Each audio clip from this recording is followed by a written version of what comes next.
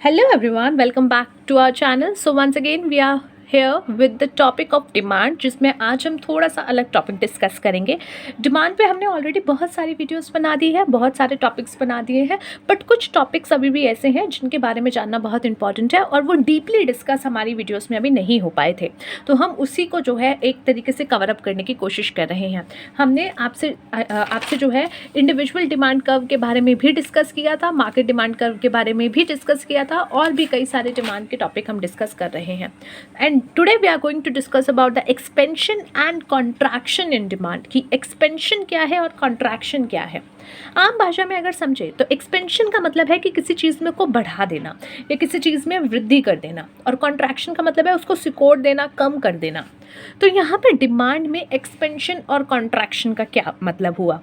तो देखिए, एक्सपेंशन यहाँ पे बात की गई है कि एक्सपेंशन इन डिमांड का मतलब है कि जब आपके डिमांड में राइज हो जाए, क्वांटिटी जो आप डिमांड कर रहे थे, पहले 10 क्वांटिटी कर रहे थे और अब ज़्यादा कर रहे हो, और इसके पीछे का कारण जो है वो प्राइस में कमी हो.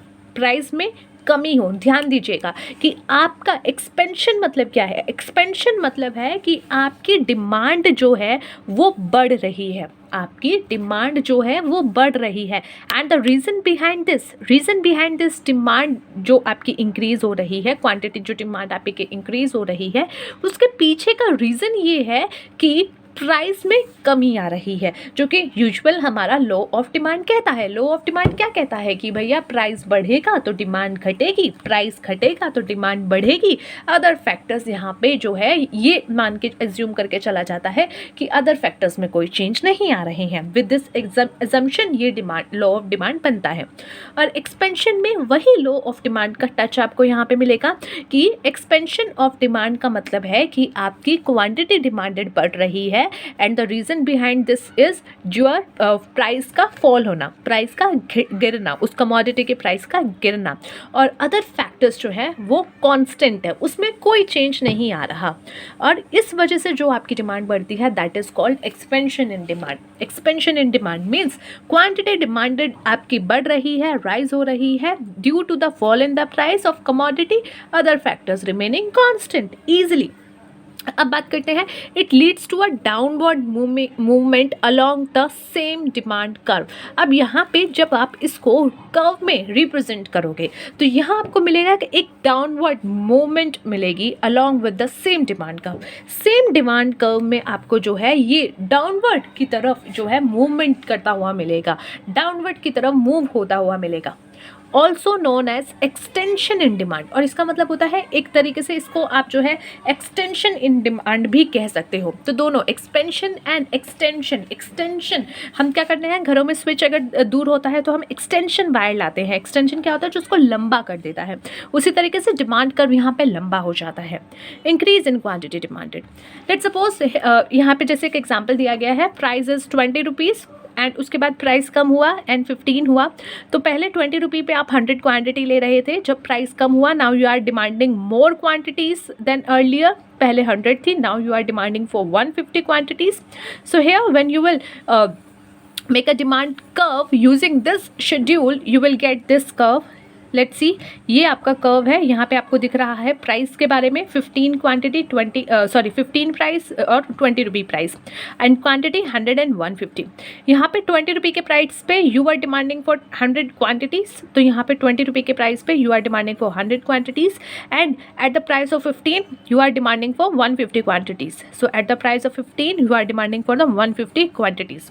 और इन दोनों को जब आप जोड़ोगे तो आपको एक प्रॉपर डिमांड कर्व मिल जाएगा, और आप देखोगे कि ये पॉइंट पहले यहाँ पे ए था एंड जो नया पॉइंट बना है वो बी बना है, और यहाँ पे एक्सपेंशन हुआ है डिमांड का, और वो विद इन अ सेम आपके कर्व में इसमें मूवमेंट आई है. कर्व जो है ऐसे आगे पीछे नहीं गया, बल्कि सेम कर्व में ही आपका जो है एक्सटेंशन हो गया है, वो लंबा हो गया है. सेम इसका उल्टा होता है कॉन्ट्रैक्शन इन डिमांड, यानी जब आपकी डिमांड घट जाती है और उसके पीछे का कारण क्या होता है, कारण वही है, सेम कारण है, सब एक ही चीज़ से परेशान है, प्राइस से। तो यहाँ पे जो कारण है वो ये है कि प्राइस बढ़ गया है। सो कॉन्ट्रैक्शन इन डिमांड मतलब contraction in demand refers to the fall in quantity demanded, कि आप जो पहले क्वांटिटी डिमांड कर रहे थे अब उससे कम कर रहे हो। So there is a fall in the quantity demanded. Why? Because of the rise in the price of commodity. क्यों हुआ ये? क्योंकि आपका जो कमोडिटी का प्राइस है उसमें बढ़ोतरी हुई है, उसमें जो है वृद्धि हुई है, उसमें राइज हुआ है। और यहाँ पे भी अदर फैक्टर्स रिमेनिंग कांस्टेंट, तो यहाँ पे एक्सटेंशन हो, एक्सपेंशन हो या कॉन्ट्रैक्शन हो, ये सब किस फैक्टर्स पे डिपेंड है? सिर्फ एक फैक्टर पे, जो कि है प्राइस पे, और बाकी सारे अदर फैक्टर्स जो है वो कांस्टेंट है। Lead to an upward movement along with the same demand curve. इसमें भी सेम डिमांड कर्व में एक मूवमेंट होती है and that movement is from downward to upward. तो यहाँ पे टू अपवर्ड की तरफ जो है ये आपकी मूवमेंट हो रही है और सेम डिमांड कर्व में हो रही है। This is also known as decrease in quantity demanded. इसको जो है आप डिक्रीज इन क्वांटिटी डिमांडेड भी कह सकते हो। यहाँ पे आप देख सकते हो प्राइस आपका था 20 rupees and after that price बढ़ गया 25 रुपीज़। पहले आप डिमांड कर रहे थे for 100 quantities, now you are demanding for only 70 quantities. Why? Because the price has rise. Okay, price में जो है कुछ बढ़ोतरी हुई है। Now if you will see the curve यहाँ पे, तो ये कर्व है आपका 70 क्वांटिटी और 100 क्वांटिटीज़, और यहाँ पे 20 एंड 25। 20 के प्राइस पे आप जो है 100 क्वांटिटी डिमांड कर रहे थे, 20 के प्राइस पे आप 100 क्वांटिटी डिमांड कर रहे थे, 25 के प्राइस पे आप 70 क्वांटिटी डिमांड कर रहे हो। सो 25 पे आप 70 क्वांटिटी डिमांड कर रहे हो। अब क्या हुआ, आप जब इसको जोड़ोगे तो आपका पहला पॉइंट तो यहाँ बन रहा था बच्चे, पहला पॉइंट तो यहाँ बन रहा था और दूसरा यहाँ बन रहा है, तो ये कर्व अपवर्ड गया, और सेम डिमांड कर्व में जो है यहाँ पे आपका बन गया।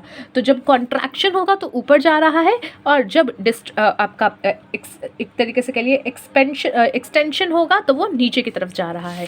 सो एक्सटेंशन या एक्सपेंशन हो रहा है तो नीचे की तरफ, एंड कॉन्ट्रैक्शन हो रहा है तो ऊपर की तरफ। So that's it for today guys. Let's see you in the next video. Till then, take care of yourself and take care of your health, and let me know आपको topic समझ आ रहे हैं या नहीं, या फिर अगर आपको कोई सजेशन देना है तो please let me know in the comment box. Thanks for watching. Let's see you in the next video.